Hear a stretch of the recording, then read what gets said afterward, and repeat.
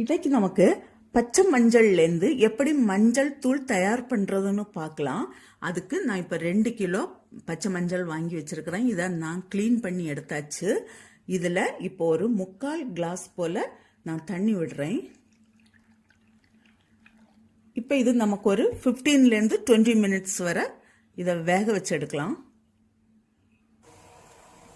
இது இப்போ 20 மினிட்ஸ் வேகட்டும், அதுக்கு பிறகு பார்க்கலாம். 15 நிமிஷம் ஆயிடுச்சு. நான் இப்போ ஸ்டவ் ஆஃப் பண்ணுறேன். இது வெந்தாச்சு. இது நீ ஆறட்டும். ஆறின பிறகு கட் பண்ணி எடுக்கலாம்.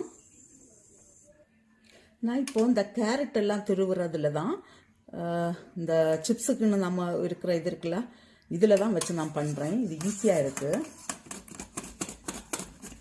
இல்லைனா நைஃப்பில் வச்சும் கட் பண்ணி இந்த உணர வைக்கலாம். அது கொஞ்சம் லேட் ஆகும் உணர்ந்து கிடைக்கிறதுக்கு. இதுனா நமக்கு சீக்கிரமாகவே உணர்ந்து கிடைச்சிரும்.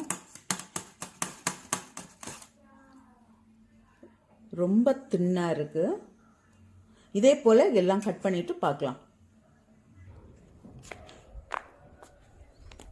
நான் இப்போ வெயிலில் வந்து காய வச்சிருக்கிறேன். இது 2 நாள் நல்லா காயட்டும், அப்புறம் பார்க்கலாம். மஞ்சள் உணர வச்சது நல்லாவே உணர்ந்துட்டு இது இப்போ நமக்கு மிக்சியில் பவுடர் பண்ணி எடுக்கலாம்.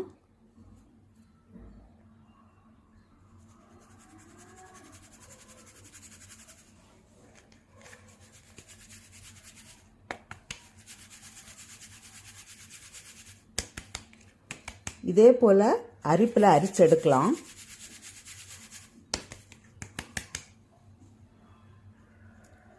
மஞ்சள் எல்லாமே பொடிச்சு எடுத்துட்டேன். இது உங்களுக்கு பார்த்தாலே தெரியும், நம்ம கடையில் வாங்குகிற மஞ்சளுக்கும் இதுக்கும் ஒரு சின்ன வித்தியாசம் இருக்குது. இது கொஞ்சம் ஆரஞ்சு கலர் போல் இருக்குது.